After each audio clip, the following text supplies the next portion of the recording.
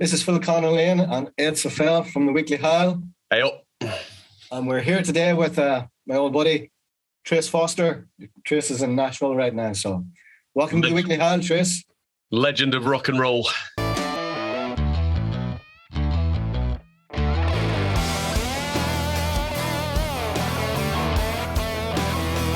Oh, thank you guys. It's great to be here. It really is. It's cool. As soon as you guys had mentioned this, I was like, I'm in. I want in.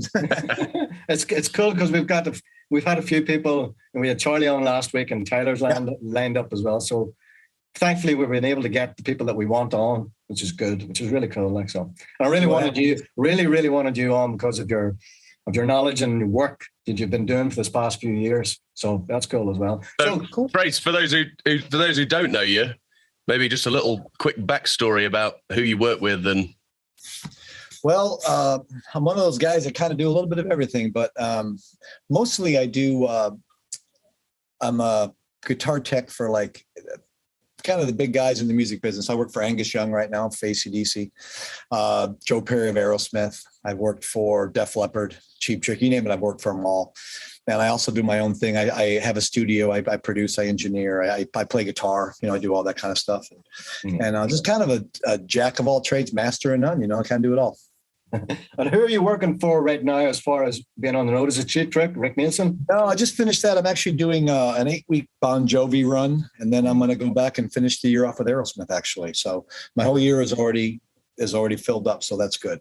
Yeah, well, Aerosmith just announced. Yeah, so I don't know. Yeah, so that might mean I might be sitting at home. Yeah, they've canceled the entire European run. Yeah, There's quite a lot of shows on that show. Yeah, I don't know what that means for, I may have signed on to a sinking ship. I don't know. But at this point, it's pretty inspiring because it's in my end of it. I've actually been able to work for the past like 6-7 months pretty solid. And so I'm pretty excited about it, So it seems to be picking back up, which is, I mean, obviously it's what we all do. So we have to have that. So it's good.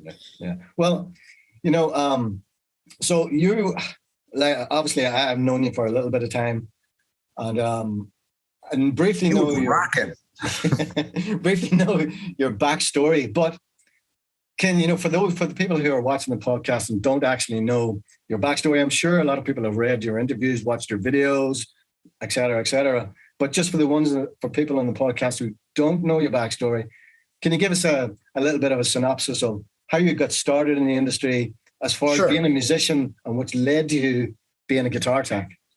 Well, in the 80s, I was in a couple signed bands and did a bunch of tours. And, I thought that, like everybody else that gets in a band and gets a record deal, you think that, oh my gosh, this is great. Next thing, I'm going to be as big as the Stones, and this is all I'm ever going to do. And, life's a big party and life is great. And then the reality of record companies and, not selling enough product. And next thing you're out in the street and you end up owing more money than you ever made. And that's how it started. So that was the 80s. Nirvana kind of came out. I was playing hair metal and stuff like that. I was living in Los Angeles. So when Nirvana came out, it really kind of changed the whole music business like overnight. And at the time I was really upset. Like, oh man, this is terrible. I look back now and I go, it needed to happen because it was getting so watered down and it was just bad. So anyway, and then I was, because I had guitar tech with friends and stuff in the studio before that. I'd done some tours in the early 80s. And so I'd kind of done it, but I was always a player. So I would always, go back to that. So I would do more tours playing than I would teching. And then in the, probably 1990, when the Nirvana thing came out, my band I was in had a record deal, and we were actually working on a record. And it was like, we were on tour and doing a record, and they called us and said, it's over, guys. And I went home to LA and I was really depressed and I didn't know what to do. And a friend of mine said, hey, there's this lady in the studio who, could use some help. And, she's an acoustic player, wants some electric help. And I said, yeah, I'll do that.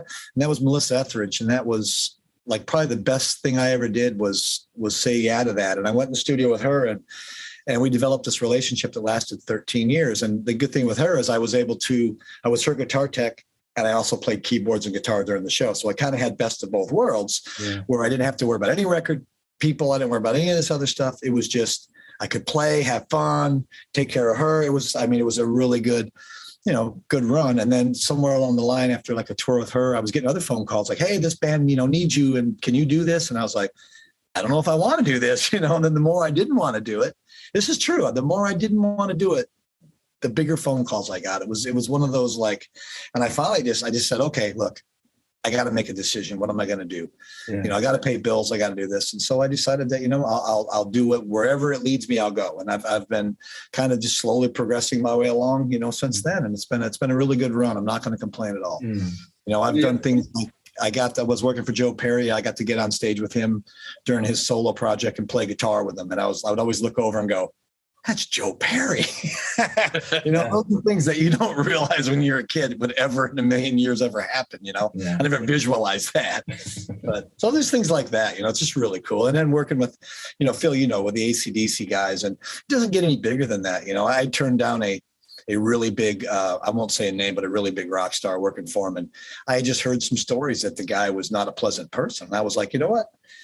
I don't need it. I don't need it in my resume. I think I'm doing fine. I'm at that point now where I kind of pick and choose what I want to do. So is it strange for you? Is it strange for you sort of being on the side of that stage and looking over and being like, holy crap, that is AC/DC right there? Does it ever get old? It's really weird. The most amazing thing was it started off, I think, because like I said, I've worked for everybody, but I mean, I was in the studio with Joe, just him and I in Boston with Joe Perry, and we're in the studio and we're doing something and we're talking and he's talking to me and my mind just completely, he was like, I couldn't hear what he was saying anymore. And my brain was going, oh my gosh, that's Joe Perry. That's so funny because the exact same thing happened to me last week when we were talking to Charlie Starr. He was telling the story and I was like, fucking hell, this is Charlie Starr. That's so cool. And then I was like, what are we talking about? And realized he was talking about the time he supported Lynyrd Skynyrd and stuff. That's amazing, isn't it? Yeah. I know and so that happened with Angus. It's pretty amazing because, Cliff, the bass player, we're like kind of became really good buddies. And, we see each other all the time. He lives in Florida and I have a band that goes down there and plays in Florida. And, we just kind of hang out. And if you would have said to me when I was a kid, because that's what I grew up on. I grew up on like Power Ridge and Rocks. Those are my two favorite albums of all time. I would get home from school and I'd put it on, I'd play guitar and I'd learn it, and then to be part of it, it's pretty awesome. Yeah. It's cool. I got a classic AC/DC story if you want to hear it. Yeah. I was, so we're in AC/DC rehearsals and Phil, you weren't there yet, but we were in rehearsals. And that was great, by the way. I can say, because I was there. Yeah, he killed it for the audition.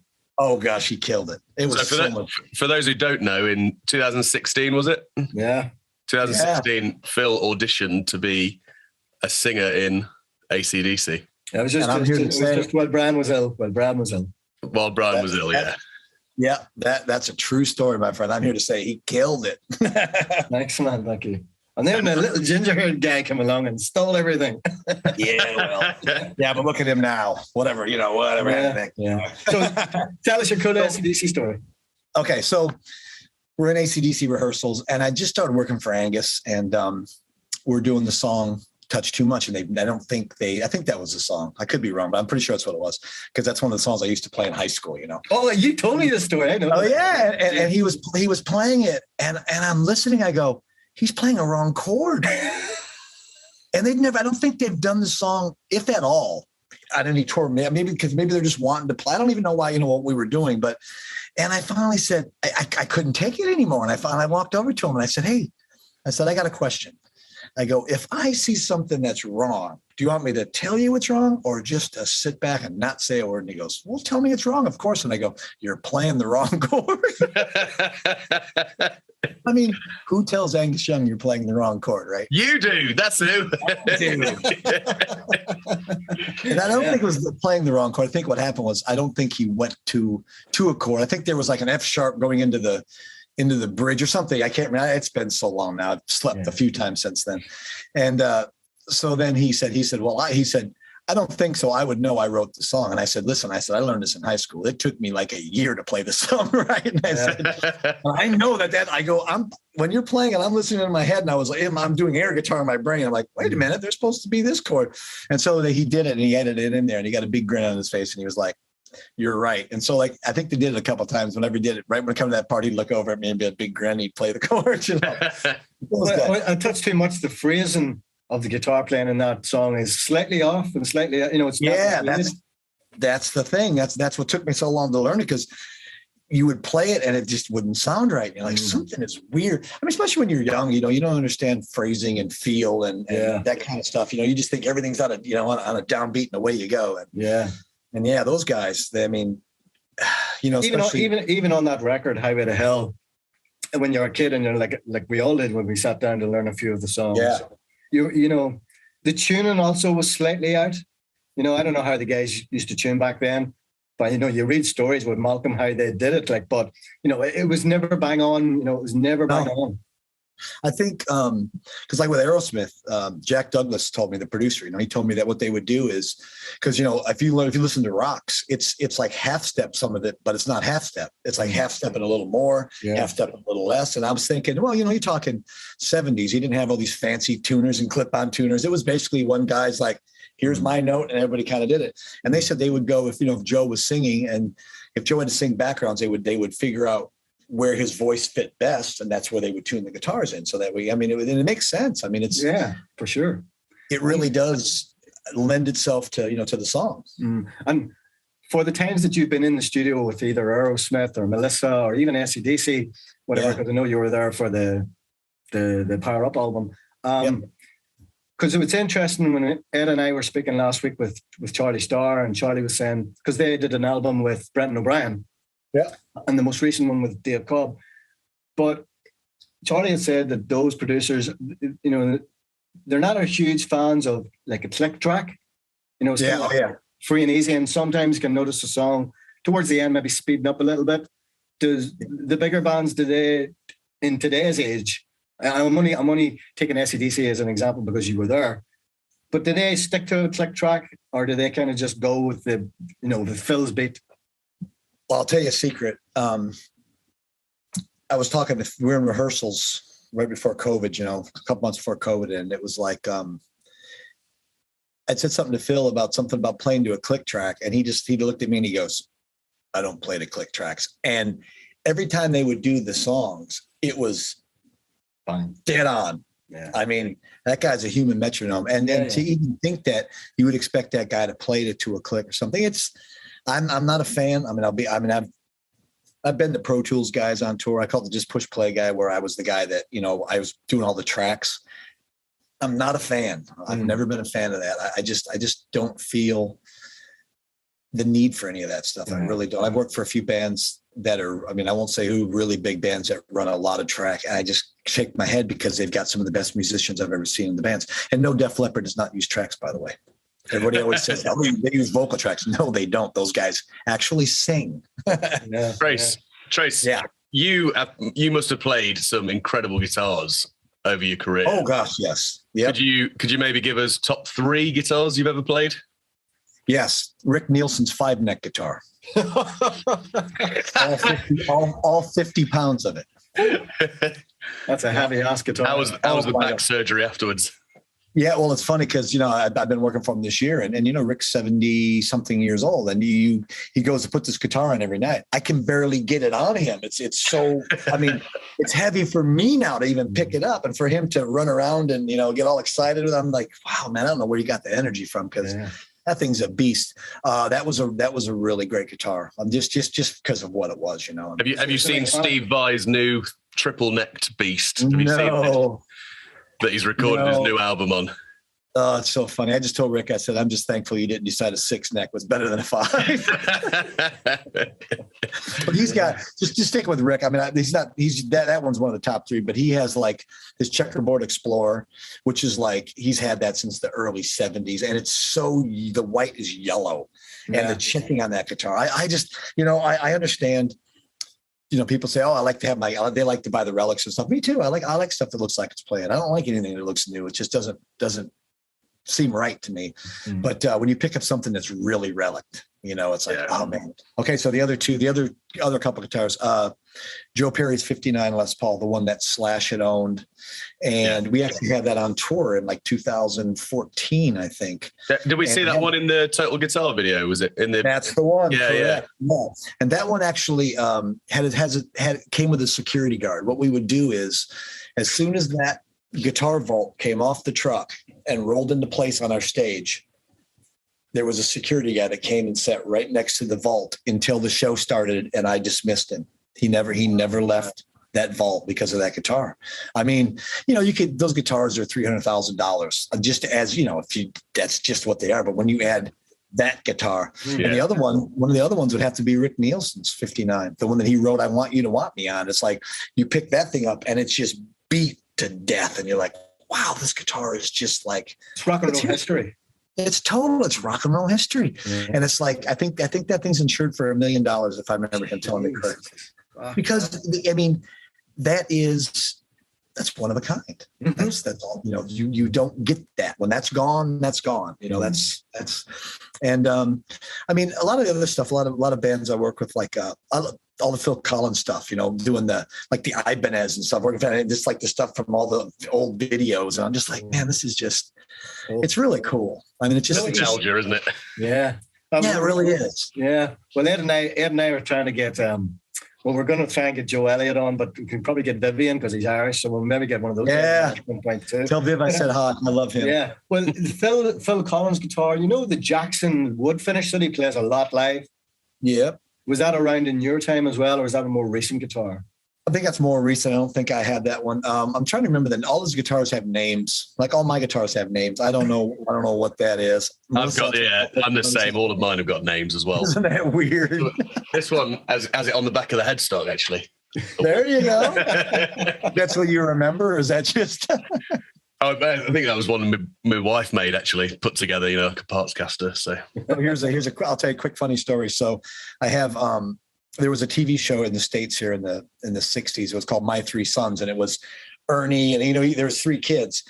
And I was talking to the Gibson artist guy, and I said, hey, can you I need to get this guitar fixed. It's an ES339. I said, it's got something wrong. I said, I'm going to bring it down to Gibson in Nashville. Would you call him for me and tell him I'm bringing it? He said, did you call the guitar Ernie? I go, yeah, from my 3 sons. And he laughed. He said, let me call you back in a minute. And he hangs up the phone, and I'm just not thinking anything. And he calls me like an hour later, and he's like, okay, it's all good. We just finished the conversation. The next day in the mail, I got a picture of Ernie, the actor from the show. It's his next door neighbor. Dear Trace, that's awesome. Your guitar is named after me. Brilliant. Yeah, cool. So it's in Ernie's case, So did we get a number 1 guitar? We had the Checkered Explorer and the two R9s, but was it? Yeah, Rick needs a 59. I think. Yeah, both those 59. And then I just actually picked up one of. I'm going to say another Rick, because Rick's got the biggest guitar collection probably of anybody. And he brings his stuff on the road. And it's funny because I really did. I said to him one day, I said, why do you bring this stuff on the road? And he looked at me and he goes, what do you want me to bring? My good stuff? Fair enough. But he has we have a 57 Explorer. Wow. Which is one of like 44, I think. He's got is that the first run of Explorers? Uh-huh. Yeah. Wow. And this guitar, I mean, you pick it up and it weighs like nothing. It's really, but it's like, when you hit it, the Guitar 101, as people say to me all the time, they go, well, is this a good guitar? Is this a good guitar? I said, I've had guitars that cost $50 that were amazing. Yeah. I've seen $3,000 guitars that I wouldn't prop a door open with, It's all about the wood, and how it ages and how it settles. And I just learned that stuff a long time ago. You just listen for stuff like that. And then, you find a good wood and it makes a great guitar. Yeah. But that guitar there, it's like they didn't know that stuff back then either. That stuff's all by chance. Like all the guys at Marshall, they didn't know how to make a great amp. They just happened to be, hey, let's try this. Wow, that sounds like a great amp. There you go. Well, when you're talking about, you're talking about the guitars that you work with, guitars that you've worked with, and even the amp setup and stuff like that. So, like I noticed, for the short period of time I was with you, you changed strings, changed pots. Even in soundcheck, when we were in London, you had a lot of time. One of the days in London at the Olympic Stadium before the show, you change pots for Angus whilst during the sound check and stuff. Does that happen more often than not, or do guitars usually reliable, or do you have to do that quite a bit? You know, it's funny. I learned from a young age to always be prepared for the inevitable, because if you're not, it's that Murphy's Law thing, man. I think Murphy was Irish, wasn't he? He said, it's like, if you're not prepared for it to happen, it's going to happen. Yeah. It's like, so like when I would do Joe, you know, with Aerosmith, I would build like literally 5 rigs into one. So I had all the way down to a half stack with a Marshall head and a cord. If it come down to that, I'm plugging him into that while I figure out why this thing's, you know, exploded. On fire. But he can still play. Yeah. The show is not going to stop, because that's absolutely the worst. I mean, you just want to keep on going. So 99% of the times, once you get past the rehearsal stage and then you get to the show stage and you've already done all these things in rehearsals, usually sounds pretty stable. But again, like I said, you don't know. I mean, when you're talking about the disasters that happen on stage, is there any in particular? I think you told me one about Acdc down in New Zealand, a massive rainstorm. Oh yeah, we won't talk about that one though. Well, because that involves somebody else that there's no. Oh yeah. Well, apart from that, then, has there been anything with any of the bigger names? Top 3 disasters. Yeah, disasters that happen.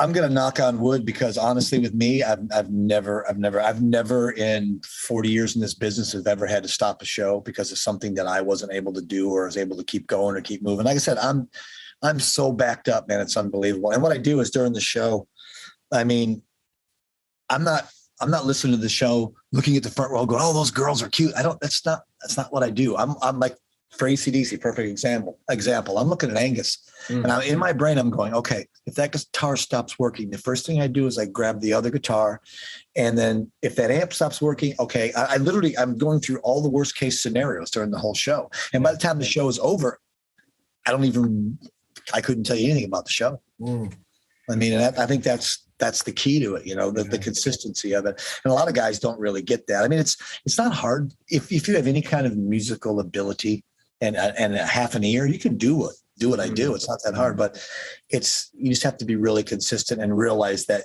you're there to perform a service, man. And you got to really be on your toes, because if you're not on your toes, you're going to get burned. And I've seen it happen a lot. I've seen a lot of really bad tragedies happen and people lose their jobs, you know? Yeah. How fast do you think you could change a pair of strings then? Okay, here's a great story. I was working with Matchbox 20, and Kyle Cook, the guitar player, had this banjo. It was a 6-string. It was a gatanjo. It was sort of like a guitar. Like, you've seen those. Okay. Yeah. So he used it on 2 songs in the set, I do believe. And it was like he used it one, and then there was a song in between, and then he used it again. And that was it for the whole night.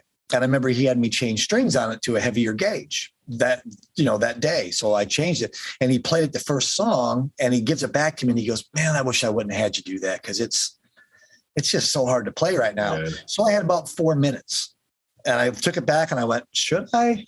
Well, I got to make sure." Should I? And I said, "I'm doing it." And I literally changed it and got it to him with 1 song. So I can do it pretty quick. That's pretty good. That's pretty cool. Wow. Was he in tune?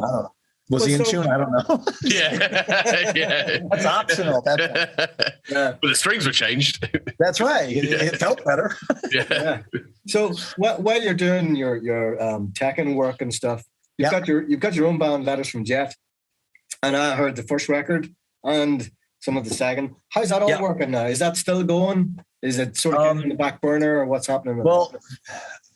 Okay. So ever since like COVID and all that stuff, man, and I don't want to get too deep into it, but I got real sick, and then I survived. I lived through it, and I was like, okay. I realized, this sounds so like ridiculous, but I mean, I had a health scare, and I really thought I'm lucky to still be here. And I was like, okay, I made it through, and you realize just how fast and quick and everything can change in a heartbeat. And I realized I'm going to do all the things that I want to do, but I want to do them today. Yeah. So the first thing I did was I sold a whole ton of gear, which is weird, because I'm like, I get it. You know, you want to hug your gear. You want to sleep with it. It's yours, you know, but you know, you got stuff in closets that you don't play. And it's kind of sad if you think about it, because, you know, what happens is you pass away and your kid or, you know, or your girlfriend or your significant other picks it up and they go, I don't know what this is. And they sell it for $50. You know, it's like something that you cherished as like, oh, I got to keep this forever is nothing to anybody else, you know?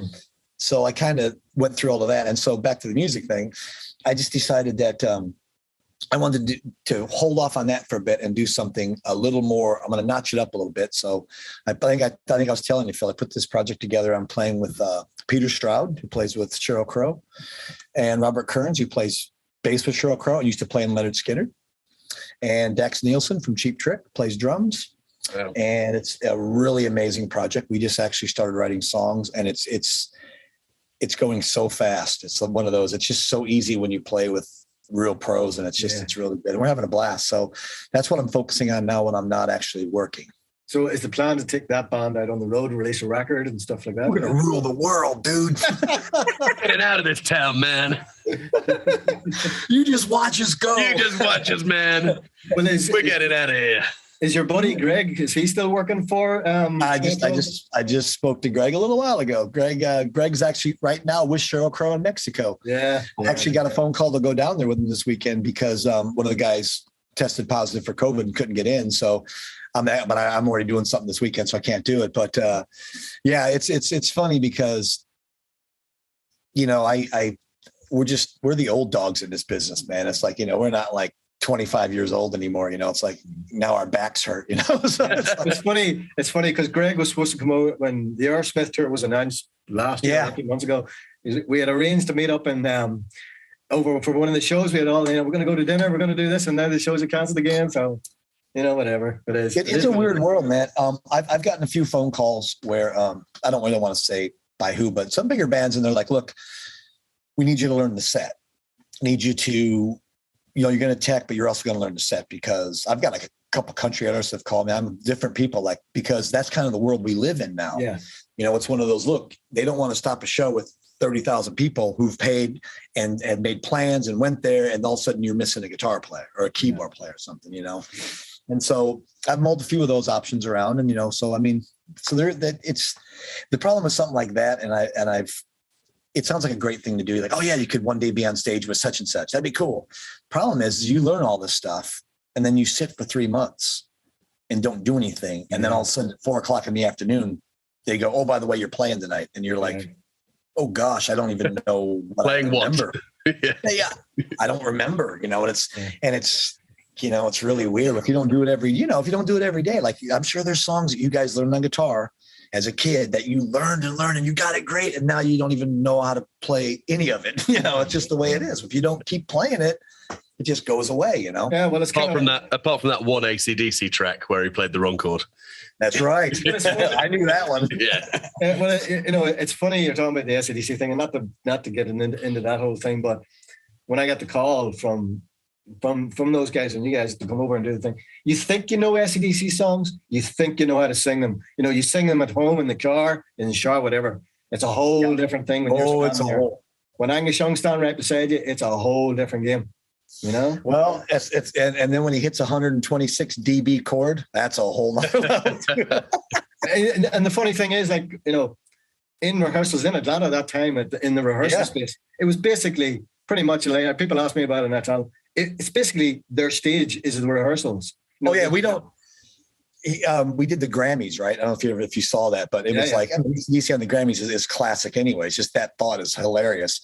And it's that stage. It's, you know, it's 12 stacks on each side. Yeah. And we're rehearsing, and the director comes running out, like waving his arm, stop, it's too loud. You need to be your TV volume. And Angus is like, this is our TV volume. It's our everything volume. There's no turn us down, you know? So it was like, and Angus doesn't have any ear monitors. He doesn't have ear plugs, nothing. He's going on the wedges at the front, and that's it. And his amps on behind him. Yeah. I actually had my hearing checked. It was pretty crazy for the first time, you know, and I was not going to lie, I'm a little nervous. You know, I'm not a young kid anymore. And I'm like, my ears have got to be destroyed because Angus doesn't wear in-ears, so I don't either. And you got to understand, he's got 12 stacks across the stage. Every one of those stacks are important for his sound. If one of those goes out, he's not going to get the sustain he needs in a certain part of the stage. So all 12 stacks are on and plugged in. Oh, yeah. Oh yeah, it's all the way across. It's got to be a wall of sound because that's wherever he's at, he has to have that sustain, right? And the thing is, only one cabinet's mic'd. They're going to put mics on everything. It doesn't make any sense. So even if I had in-ears, I'd only hear the one cabinet, and if that one went out, that'd be the only one that I would know. So I have to do what I would call the walk of death every night. Like every couple songs, I have to walk. When he would go way out, I'd do a quick walk across the stage real quick just to make sure everything's working. Because I have that's the only way I would know. Man, I'll tell you, that's a quick walk because that stuff will hurt you. But anyway, so I went and got my hearing checked, and I was like, okay, this ear, which is the ear that I was going across the speakers, has got to be gone. And the lady, she did my test, and she's like, so what do you do for a living? And I'm like, I work in the music business. I tour, I do live music. And she goes, really? She said, your hearing is almost perfect. She said, I had just a little dip. She said, there's something about brown-eyed people. She said, brown-eyed people's hearing seems to be stronger and lasts, longer through age and stuff. So I'm like, brown-eyed. There you go. Cool. Yeah. But I was shocked. I've seen Cliff's and Stevie's printout of their hearing, and it didn't look nothing like that. So, well, that's what happened to Brian initially. That's what happened to him. His hearing went as well. Thankfully, he's worked it. He can do it now. So that's great. That's great. Well, what happened is, do I have him right here? I have. I'm actually working with this company, which is pretty awesome. I'm not trying to give props to a guy, but this is. There's a new kind of ears that are coming out, right? And it's I got them right here actually, which is weird. I didn't plan on this. I mean, it's just what they are is, if you can see those, it's a little bubble, and what it does is it actually pumps up inside your ear. And these guys, I'm actually doing some R&D for the guy right now. I'm taking him out with me, trying to find all the flaws to him. Yeah. What's the company called? Are you allowed to say? Why'd you ask me that?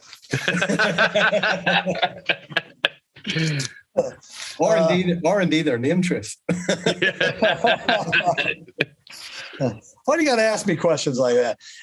Anyways, it'll be. I think the guys. It's not easy. It's funny because getting things.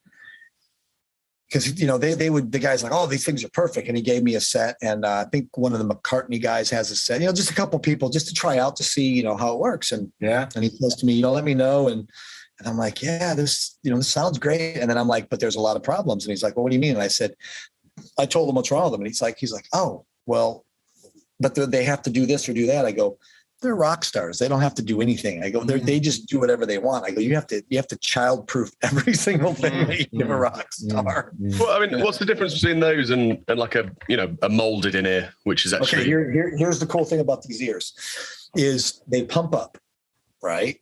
And they completely isolate everything. So 126 dB amp behind you isn't going to be a problem. Yeah. So you can keep your levels low, and you don't. Like if you got your molds, which is great, but if you do this, open your mouth, the molds don't follow. And you can still get loud amps and drums and cymbals, all that stuff still bleeds through these things.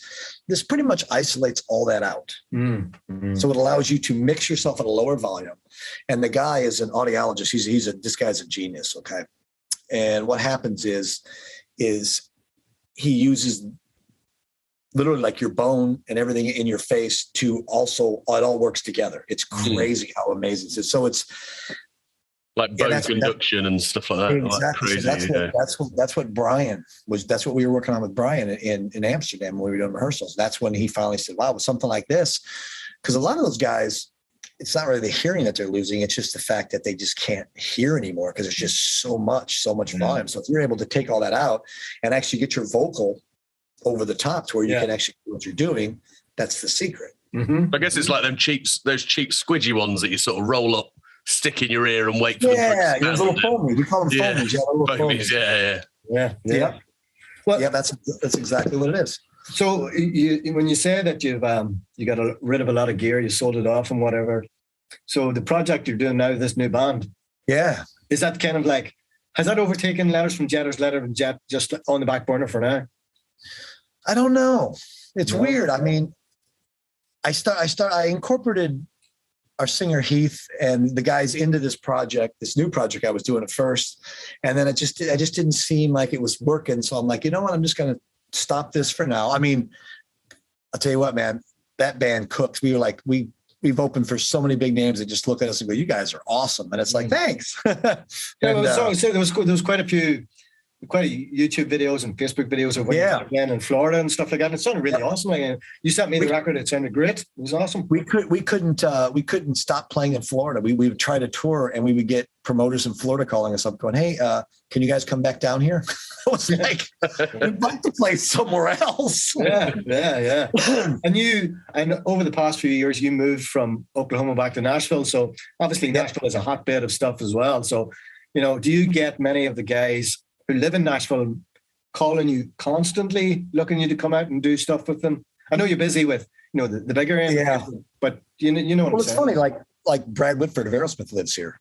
He lives in Nashville. I see him all the time. I mean, so many people. It's not just the country thing now, and I know most of the guys anyways because I've done Faith Hill and Keith Urban, and I've done Tim McGraw. So I've done all the country stuff, so I know all those guys. Yeah. I know all the studio guys in town, and I sold a bunch of them, a lot of my gear when I got rid of it. It's kind of, Nashville's a really small city. Even though it's a big city, it's a small city when it comes to music. Everybody kind of knows everybody, and Nashville has become, over this past few years, has become the hotbed of, back in the 80s it was LA. Nashville seems to be the place to be these days. I just found out Billy Gibbons just bought a house here, and I was like, oh, that's cool. There you go. Everyone's leaving LA. LA is, I don't know, probably most of California is really not, they're just not doing well. And people are just getting tired of it. They're just, it's just getting taxed to death and everything's just, falling apart. And it's just not, it's not worth it. It's not what Kardashians and. Oh yeah, exactly. I know. Yeah. It's like, it's more plastic than it is real. It's like, well, Nashville's cool. But it still has that kind of small town vibe kind of ish, but it's, there's always work here. Like I said, during COVID, I was able to do, a lot of people were doing virtual tours. Like I was working with Chris Daughtry, if you know who Daughtry is. Yeah, he's over here at Download Festival in the summer, so we'll probably check him out. Oh, really? Okay. Yeah. Sweet guy. I love Chris to death. And he was a virtual tour. So what he was doing was, we were in the same building every day, the same club that was closed that he rented out. And it was just like three of us. It was him and his other guitar player with two acoustic guitars, a video guy, a sound guy, and me. And that was it. And then it would go like, okay, today is Dallas. So people in Dallas that had a certain number or whatever could actually watch the show. And behind them, it was like, they acted like it was the club in Dallas. That was the name. It was really cool. And so there was stuff like that to do all the time. But I mean, I wouldn't have had that in Oklahoma. I mean, that's just, it's not going to happen. It's not going to happen probably anywhere else, Yeah. Well, that's it too. Well, you've been around. I don't want to make you sound old. Are you calling me old? You've been around the game a long time, okay? Really long time. Really long time. I remember when we first got electricity. That made things a lot easier. Yeah, but you've worked with the who's who and stuff like that, right? So you're out on the road a lot, and you hear a lot of music and stuff. Yep. Are you waiting, like everyone else is waiting, for the next Aerosmith, for the next Acdc, for the next Metallica? And do you see that happening again? No, I don't. Never happened. No, it's the music business doesn't allow that to happen anymore. There's no, I mean, what it is. Everything is so like instantaneous now. There's no, I mean, we were just talking the other day. I think I was talking to Brad actually of Aerosmith, and I was saying, because I told him, I said, I read something about, it said that if Aerosmith's first record was released in 2020 and sold what it did in 1972, there would never have been a second Aerosmith record.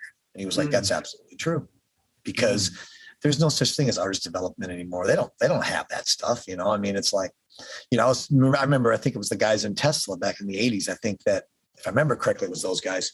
I have to get my thinking cap on, but they got signed, but they basically put them all in a house for a year to keep writing. And paid them, just enough to survive. But it's like, can you imagine a label doing that now? Nah, not going to happen. So who's going to be headlining Download then in 10 years? Well, that's it. It's going to be a deep even. It'll be a deep. Well, Oklahoma will still have the 80s bands that are still alive, because that's just kind of a, it's kind of more of like, my thing is I can't work for up and coming bands. I mean, there's some bands that I'm friends with that I've met. They're really good kids, and I can see good things happening for them. But I've just done too much, and I know too much to know BS when it's BS, and it's like I just it's hard for me to have somebody who's talking. And plus the fact they just couldn't afford to pay you. That's exactly right. It's like, well, you make more than me. I always say I had a better year than you. That's why. Yeah. Well, sure. When things do get back to normal again, you'll be around the world a few more times with your bands and stuff like that. Yeah. I figure this thing we're doing. So you asked me earlier what we're going to do with this band, and I said rule the world. It's funny because we're not. Nobody's going to quit their day jobs. What we're just trying to do is I think like Peter and I have been good friends for a while. I'll tell you what, that guy's. I mean, I get the same thrill looking over at him when I'm playing guitar with him as I did when I look over at Joe Perry. I mean, Peter is just like, that guy is just ridiculous guitar player. And, and Robert, like I said, Robert used to play with Leonard Skinner, and, he was in Cry of Love with Audley Freed. It's like, these guys are just like, that's a whole nother level. That's just, those guys are just, you can't teach people what those guys can do. Yeah. But do you think you'll come to the UK with the band?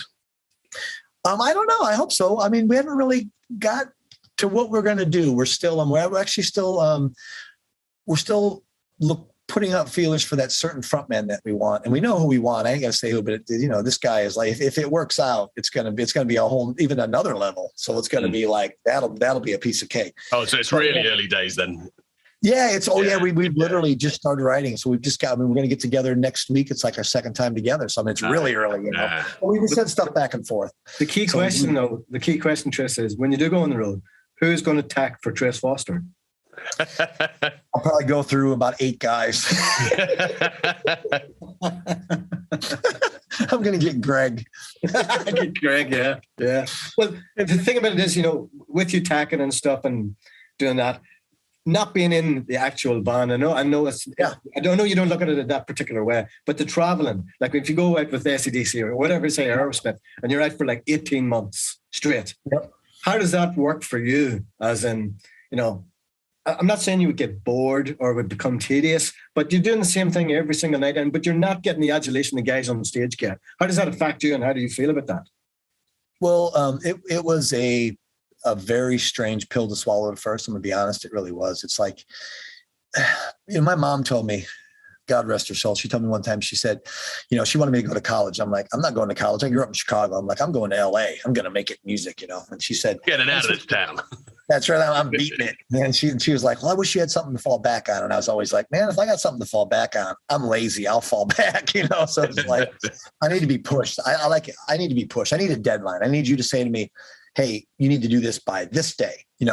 That's why I like what I do, because there's production managers and tour managers. Yeah, they're managers. Nobody's ever come up to me and went, okay, by 4:00, you've got to have this. I go, look, 8:00, the lights go down. This guy better have a guitar in his hand that works, and these guys be ready to rock. That's all there is to it. Yeah. And so I don't punch a time clock. So what I do is like on Acdc or Aerosmith bands like that, we don't play every night. They can't. It's just too hard. So I have sometimes 2 days off between shows. I have my own studio on the road with me. So I'm constantly doing my things, and I'm getting paid ridiculous money. I'm staying in great hotels. I'm getting to see the world again. I mean, it's like, yeah. And stopping an Irishman from choking on pizza in New York City. That's right. Oh yeah. We forgot to mention that story, didn't we? That was scary as hell. Remember that time in New York when you choked on pizza? That was cool. You got to tell them the story now. Come on. I would love to hear this story. Oh, this is great. I'm going to make sure he says it right. Hold on. Okay, I'm listening. With my good ears. And you good ear, yeah. That's right. So Tracy, we had arranged to we've made up a Trace for drinks or whatever. So Trace calls and said, we're going to go to dinner. I'm going to meet a buddy of mine. This is in New York. I think they had just come from the Jimmy Fallon show. Yep. Yeah, so we're in a restaurant. We're in a bar type thing. We're having drinks and food, and we're shooting the breeze and having. It was the guys from Jason Aldean's band is who it was. That's it, Jason Aldean. Yeah. It's funny you talk. The steel guitar player Jay. Yeah, Jay. Yeah, so he come to the show in New York as well. Do you remember? Oh, I did. Yeah. But the funny thing about it is, it's not funny. It's a really, really weird, awful story. But he was in Las Vegas, the night of the whole thing kicked off. They were on stage, my friend. Yeah. They were on stage. Yeah. And I reached out to them, you know, and amazingly, he texted me back within like 10 minutes and said, "You're the first dude that's see was I okay." And ever since that though, Jay sends me a text every, you know, on Thanksgiving, at Christmas, and you know, he's a really cool dude. But anyhow, great dude. Well, he saved your life. So he's talking about, in case you didn't know, the Las Vegas shooting where the guy was shooting into the crowd and killed a bunch of people. Really sad. And they were on stage. And you watch the video, it's like they didn't know what was going on. It took them a few minutes before they realized. And then you could it was, you know, obviously really horrible. So it was horrible, yeah, for sure. Yeah. But anyway, back to the pizza kids. We're eating pizza. We're eating pizza. New York. And we're talking, and I'm talking to Jay, and we're talking to Trace, and I've got a couple of buddies with me, and we're around the table and stuff. And all of a sudden, I took a bit of pizza and tried to talk at the same time. And it went down the wrong way. So I'm kind of like choking to catch a breath and couldn't get a breath. And, you know, you kind of panic a little bit. So I jumped up. But luckily, Jay recognized what was happening. He used to be a first responder, mind you. Well, that would have helped. So he jumped up and done the Heimlich maneuver, and it comes straight away. But the funny thing about that story was, so I sat down again and everyone's going, "Hey, you okay, fella?" I was going, "Yeah, it's all good." There was a guy at the next table who jumped up and says, "Man, I'm a doctor. I was just about to jump right over there." And Jay kind of looked at me and go, "Well, you fucking took your time, didn't you?" Well, I got to add something to that. So I'm sitting there, and I had just introduced Phil to these guys, and we're all having a good time. And next thing I know, he jumps up, runs around behind Phil, and starts grabbing him. And I'm like going, "Oh my gosh, are they fighting?" What did he say to make him that mad that he jumped up and he's choking him? Oh, it was mad. It was crazy. But I felt so embarrassed about it, you know, in front of you and in front of the new guys and stuff. But the following night, I was talking to Greg and Madison. He had got his passes and we were backstage. And you must have told him the story, because he comes straight up to me and he goes, "Man, I heard about the pizza thing last night." He says, "That happened to me one time with a chicken piece of chicken." Yeah. And he said his dad had to do it for him as well. It's really, really scary. Really scary. Yeah, it's really scary. But we made it out of New York and everything was good. Yeah. That's why I haven't seen you since, because I'm afraid to. Don't know what's going to happen, you know? Yeah, it was all good fun. It was all good fun. Trace, I'd love to have a chat about my hometown, Donington, the times you've been there. All right. Because, I mean, for me, it's a bit of a pilgrimage every year. Oh, yeah, I'm sure. What was the first time you were there? What year? Well, technically, I was there from 93 onwards.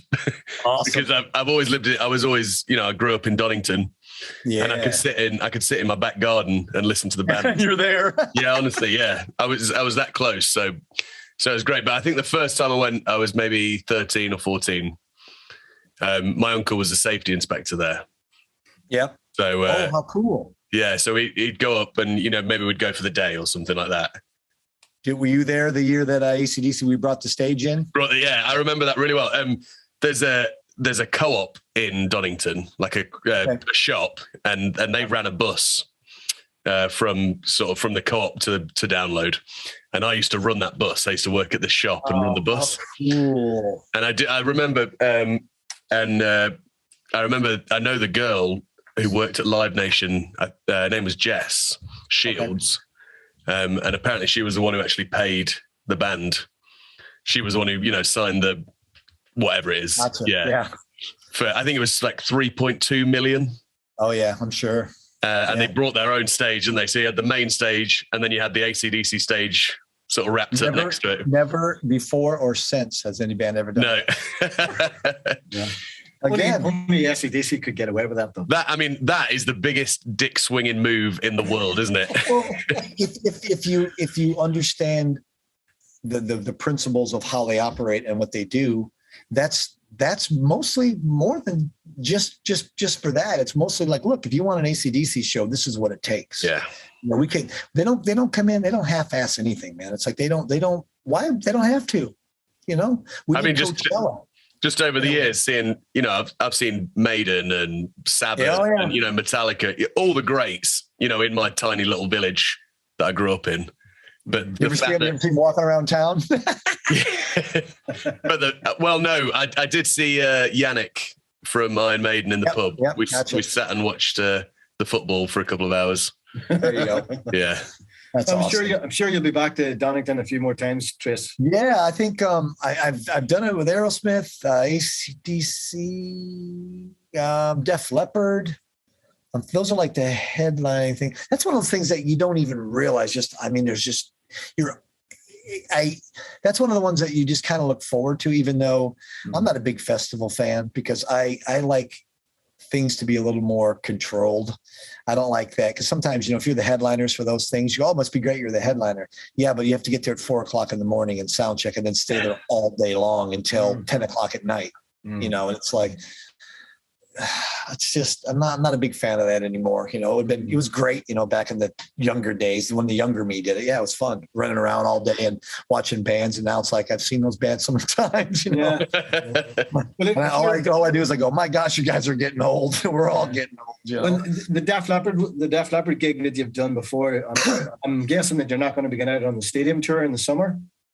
No, I'd actually had an offer a few years ago to go back with them and do some stuff, and I was unavailable. And those guys. I mean, that's another one of those gigs that you really don't leave. I mean, you don't want to, because those guys. So Def Leppard. This is a great story. We would rehearse at Joe's in Dublin. That's where we'd rehearse, right? And after we were done rehearsing, I mean, he'd be up there, grilling out for everybody, and a lot of bands throw this word family. We're a family. And it's like, no, they're only a family as long as, they can't get to train chimpanzees to do your job, because they would, pay peanuts and get chimpanzees or that. Yeah. Those guys, I'm telling you, they really mean it. They really are. Maybe because they've been doing it for so long, and they really do take care of people. Joe Elliott is one of those guys who is absolutely, he's a lovely dude. He's totally genuine. And his memory is unreal, because I'll tell you a real quick story. So we played in Dublin 10 years ago in my band. We played in 10 years, and Joe just happened to be at the show. He wasn't there to see us.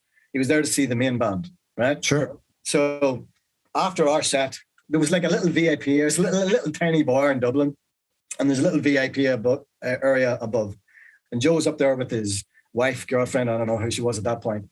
But he came over and he said, I really want your CD. I've got a radio show on Planet Rock. I'll play your song. And we're going, yeah, sure, cool. That would be awesome. It would be great. So we went to our merch guy and said, give us one of those CDs. Do we give it to Joe Elliott? Joe Elliott's going to play a song, But we had sold out of the CDs, so we had to buy a CD back off one of the, off a kid in the crowd. But that's cool. That was fine. We gave the CD to Joe. Thought, it's lip service. He's just being nice, blah, blah, blah. Yeah. We got a call a couple of days later. Did you hear you could play it on Planet Rock last night? And we're going, what do you mean? Joe Elliott played a song and he went into this whole thing about, saw this band in Dublin, blah, blah, blah. So that's okay. That's 10 years ago. All right. So like 3 weeks ago, we had the radio on and we were just listening to Planet Rock. And I heard a song, a song I haven't played in 10 years. Yeah. What is that song? I realized it was us. And at the end of it, Joe went into this whole thing. So let me tell you about this band. I saw this band 10 years in Dublin. I thought they were great. I don't know what they're doing. I haven't heard from them since, blah, blah, blah. But they're really great. I always remember them, blah, blah, blah. And this is their song. Is great. And I was thinking, there's no other guy would do that. Not I hope. No other guy. I had been probably 3 or 4 years removed from those guys, and we were doing a festival with them. And I walked over to their camp, their little encampment there, and oh my gosh, it was like I never left, man. All hugs and oh man, I good to see you. Just they're real nice guys, real nice guys. And by the way, I haven't thanked you for it, but thank you for hooking me up in Vegas when they were playing. You got me sorted me out for tickets for that, so I appreciate that, man. That was awesome. You got it, my brother. That's the perks of the business, so to speak. The perks of knowing somebody important like you. Yeah, I wouldn't go that far. So I got a good Def Leppard story for you. So this is, I don't even know what year this was, probably 2010 or so. We're in Sweden on a day off, and Rick Allen is in the lobby and he wants to go eat. And I'm like, I'll eat with you. So I think we just stayed in the hotel and we were eating. And I had said to him, I said, so what was your favorite concert you ever saw? And he's describing this concert. And I go, wait a minute. That was my favorite concert. I grew up in Illinois and outside of Chicago, and there was a place called the Rockford Speedway. And it was like a dirt track, it wasn't dirt, it was, cement, but it was just like a small racetrack. Yeah. And they used to have concerts every year. And the greatest one I ever saw was Joe Perry Project opened up. It was in like 1979. So it was Joe Perry's first solo thing he did. Then it was the Scorpions, which was their Animal Magnetism tour. And then the next band was Judas Priest, which was their British Steel tour. And then it was Heart that was their like Baby Last. It was just like amazing. It was like the greatest concert ever. It was like every band was like they were just clicking on all cylinders, Yeah. And I remember Rick was telling me the story. He goes, yeah. He goes, then it was Heart. And he was telling me the story. And I went, where was this concert at? And he goes, it was in a place called Rockford, Illinois. And I go, how were you there? And he goes, oh, well, we were opening for the Scorpions. It was our very first tour. And I remember because I saw them the next night open for the Scorps. And he said, yeah. And Klaus was like, hey, look, you guys want to come with us and just hang out? And here's the reason I'm telling you the story, because it's so funny. Because I remember in high school, my buddy Dan was telling me, he goes, man, I was backstage. I got backstage at the concert. And he goes, and I met Pete Willis of Def Leppard. And I went, Def Leppard didn't play. And he goes, I'm telling you, I met Def Leppard. And so I was calling him a liar, like they weren't there. You're just lying. You weren't backstage. And then fast forward like 30 years later, and I was like, I wish I knew where he was because I got to apologize to that guy. Grace, you've moved a little bit, and I can just see a nice rack of guitars. Can we see some of your collection? Oh yeah. Okay.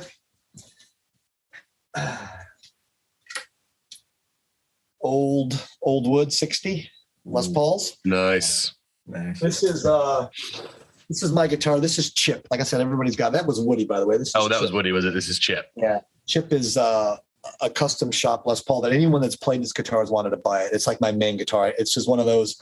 I don't ship it. I carry it everywhere. If I go on a plane, it goes. It doesn't go into the plane. It goes in the overhead. Yeah. That's that. That's your number one, is it? That's my number one. Is it sort of based off a 70s? Looks kind of like a 70s style.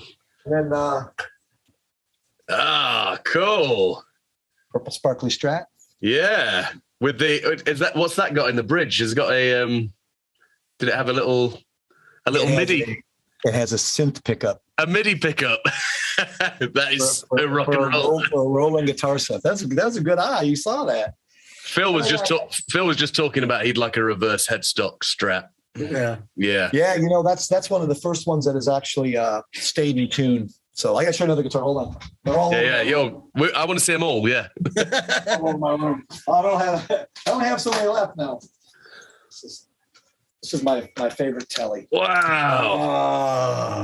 That's beautiful. That's probably my other main guitar. Yeah. That's gorgeous. It's like yeah, it's pretty neat. I got a J50. Oh, I'll show you one other. Hold on. This is a good one.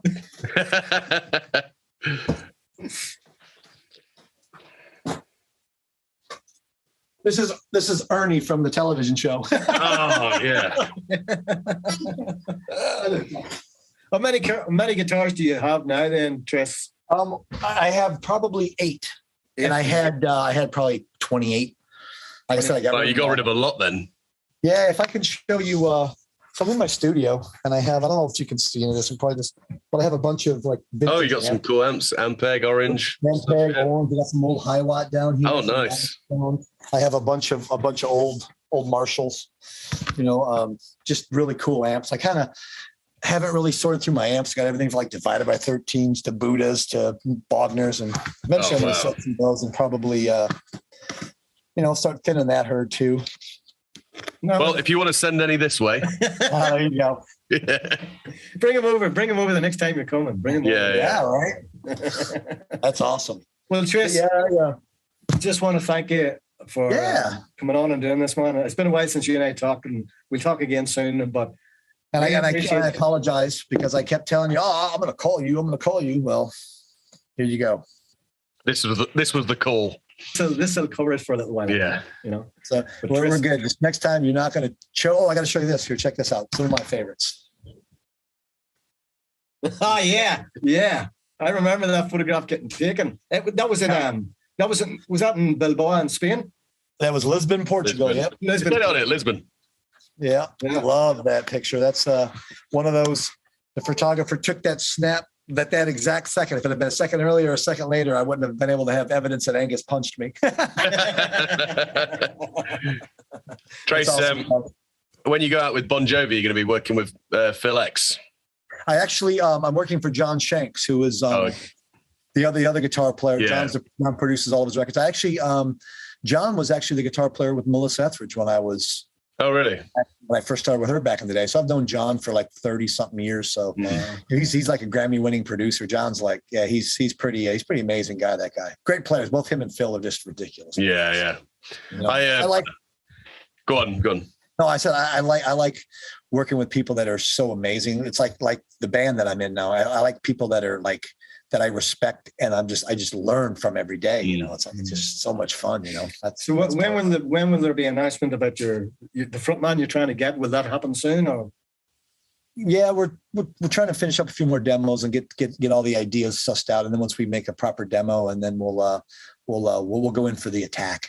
We have the game plan, you know. It's like we just have the marquee name. I know you can't tell us, but is it a marquee name? Grammy winner. So wow. Okay, cool. Yeah, that's what I'm saying. You've got some. As soon as you got some stuff, we want to hear it. It's the Letters from Jet stuff is very Southern rock. This is kind of Oasis meets Led Zeppelin, I guess. It's a little more rock. It's very cool. That's good. Sounds a bit Eddie and the Wolves. Awesome. There you go. It's rock and roll. That's basically it. Yeah. There's no tracks. Good. That's what we like to hear. Yeah, man. It's all vintage Marshalls cranked up. Let's have some fun. You know, the way it should be. Right. The way it should be. Absolutely. Maybe we can on this podcast we can start playing some new music. So So when you've got something, we'll. You guys need like music to come in and out of, man. You know. Yeah, that's true. Yeah, that's all in post. We'll do that in post. I'll just say, well, I'm assuming, Phil, you've got like 80 songs you could choose from. Well, maybe you can go to commercial break, even though there's no commercials, and you can just play something of ours. I'll say. Yeah. Well, it could be like, if we had a commercial, we'd play this song. Here it is. Well, maybe one day. Yeah. So anyway, Tris, thanks again for coming on. And next time you're in the UK, we'll definitely hook up and we'll call each other and text each other as we always do. So thank you very much for coming on the Weekly Howl. It'd be nice to meet you face to face at some point. Yeah, right. I know you're actually, a living, breathing person. Yeah. I am. Yeah, we all are. I think we can all go out and keep an eye on Phil. Yeah, make sure he doesn't. Thanks so much, Trace. Yeah, thanks for having me. Be safe. Be careful. See you later. Cheers. All right. Bye-bye.